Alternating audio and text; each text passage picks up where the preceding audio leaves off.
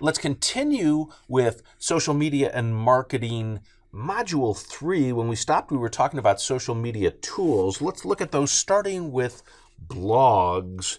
Now, a blog, short for weblog, an online diary, a lot of organizations have tried to get content out with blogs, but the problem is very, very few people read these. In fact, one of my favorite shirts I saw once was, "More people have read this shirt than your blog," which is true in a lot of instances. The downside of blogs is, unless there's a compelling reason, people just don't care about them. So for not many organizations does blogging make a lot of sense.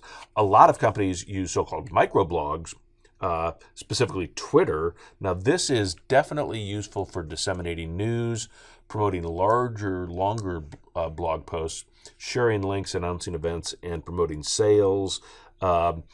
Companies, including McDonald's, have used Twitter very, very successfully. McDonald's has, in my opinion, done a good job with social media. They've used Twitter well. They've used Facebook well, especially with regard to sharing information about promotions and the like. Social networks. Obviously, companies have used social networks to do things like increase awareness, target audience, and promote products. Facebook, of course, is a very, very common social network. Instagram becoming much more important. The key thing, though, is make sure that you've got something that people care about in your social media content. Media sharing sites, speaking of if you've got something that people care about, media sharing sites is a great way to really get a lot of information out to people that want it and need it. Now, media sharing sites, of course, are sites that allow users to upload and distribute multimedia content like videos and photos. I think Home Depot does an excellent job with this for do-it-yourselfers that are looking for, how do I do this kind of thing? Home Depot channel has all kinds of instructional videos that are great for those users. A lot of times it tells exactly what tools to need. And of course, the key is you come into Home Depot and you buy the tools and the materials that you need. So I think they've done a really good job of that. Review sites, you don't have any control over review sites, but these are websites that allow consumers to post, read, rate, and comment, their opinions regarding products and services. So, of course, you want to get positive reviews on these review sites. Some companies have been guilty of putting their own posts on there, but that has not worked well for a lot of people. But you do have to be a little bit careful as a consumer when you're looking at Yelp and try to discern, the real people commenting versus the fake comments on there.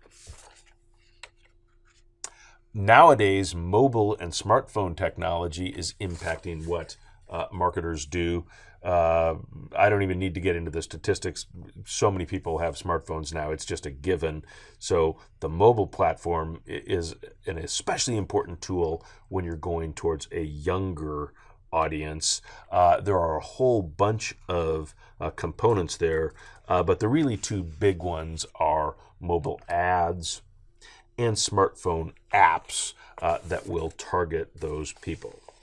Now, again, you want to understand, if you're working in social media, you want to understand what your objectives are, and you want to have some sort of action plan for doing it. So many companies will put together their social media plan, and the key components in that social media plan are to understand what's going on. So listen, set your objectives, define those strategies, identify who you're going against, your target audience, figure out which tools and platforms are going to make the most sense, and then go ahead and do it, implement, and monitor the strategy. There's no doubt about it. I said it at the very, very beginning. Social media is changing rapidly. The rate of change in social media is astonishing. Usage statistics change daily. And in fact, I can sum up how fast social media can change in 2 words. the two words that can sum up how fast social media can change: MySpace. MySpace was the biggest thing in social media. This graphic shows MySpace in the red and Facebook in the blue. As you can see, MySpace took off after late 2004 and into 2005 and 2006 and absolutely dominated social media. But here comes Facebook, and notice the slope of the line for Facebook coming up. Now let's go ahead and stretch that out and look at a broader time horizon. Yeah, Facebook took off. MySpace has become completely irrelevant. An even broader time horizon. Yeah, Facebook is where it's at. MySpace basically doesn't even exist anymore. Social media changing very, very dramatically. Important component, especially for the promotion component of the 4 Ps for marketers. That'll do it for social media.